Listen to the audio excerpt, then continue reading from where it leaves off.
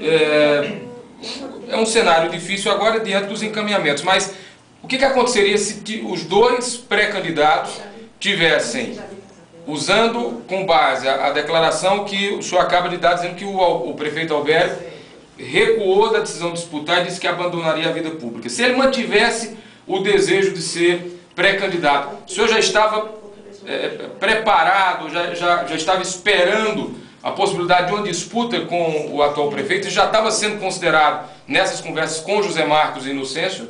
Olha, a disposição minha e a do prefeito era essa. Quando houve o encontro preliminar dele e o encontro preliminar comigo, a disposição a conclusão que foi tirada foi essa. A gente ia para a disputa, não tinha outra solução. Eu entendo que ele estava numa posição que não podia mais recuar, eu também estava numa posição que não posso mais recuar. E a conclusão que nós tínhamos, meu grupo sabia disso, a gente não tinha mais como recuar.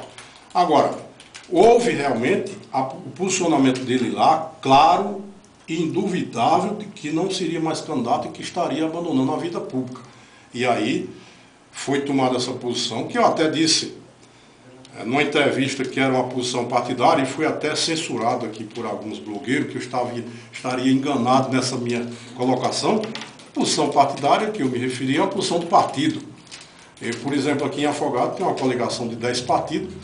Eu acredito que 7 ou 8 vão tomar a posição partidária de não lançar candidato majoritário. Foi isso que eu me referi, continuo achando que não afirmei nada de errado. Eu acho que fui mal interpretado, mas o que eu quis dizer é que o PR regional tomou a posição de partido de não apoiar a candidatura do prefeito Albério e de apoiar uma coligação com o PTC, na qual ele indicaria o vice e o PTC sairia na cabeça em função da pesquisa interna que o deputado Inocêncio mandou realizar.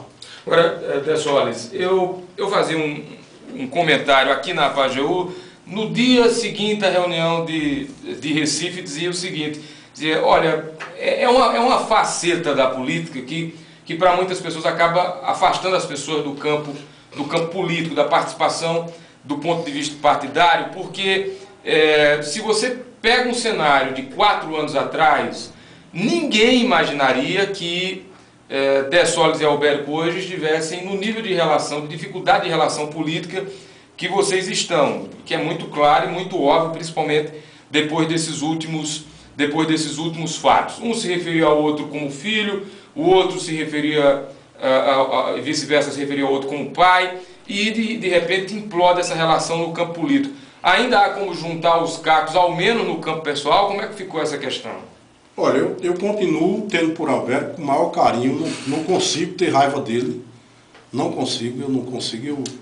Eu tenho por ele um relacionamento de família, e até onde for possível não deixarei que esse sentimento se misture com esse sentimento político. Ninguém é candidato de si próprio.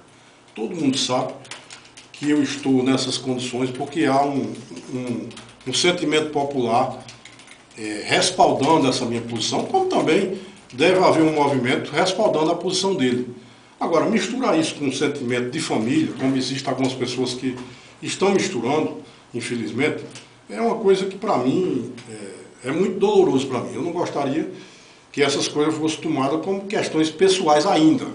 É lógico que isso pode descambar para um desgaste na relação pessoal, se houver da minha parte ou da dele transgressão dos respeitos mútuos que dois cidadãos devem ter um com o outro, pode descambar para isso. Mas até o momento eu não acho motivo ainda para a gente ter um desentendimento pessoal.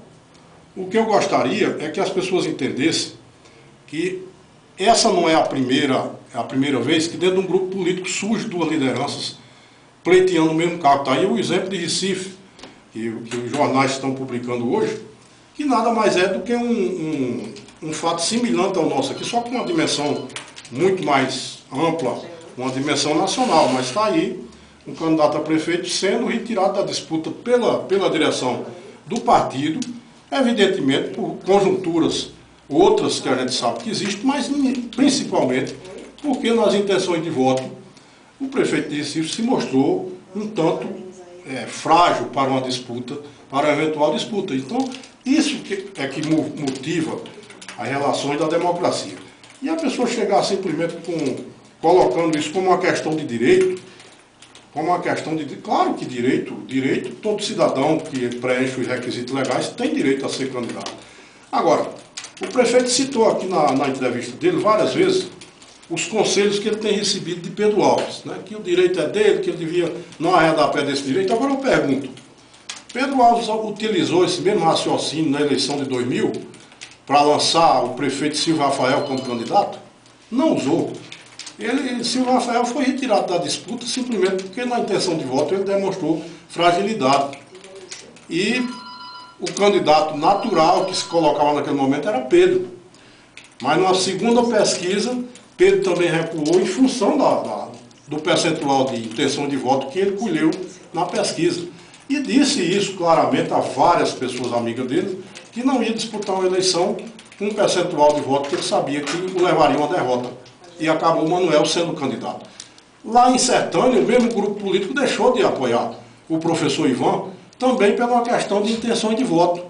Então, como é que essas pessoas agora vêm dar conselho de que o direito é do prefeito e esse direito é inalienável, quando no passado muito próximo eles não consideraram isso como direito do candidato deles em Iguaracy e em Sertânia? São dois pesos e duas medidas, sem nenhuma dúvida.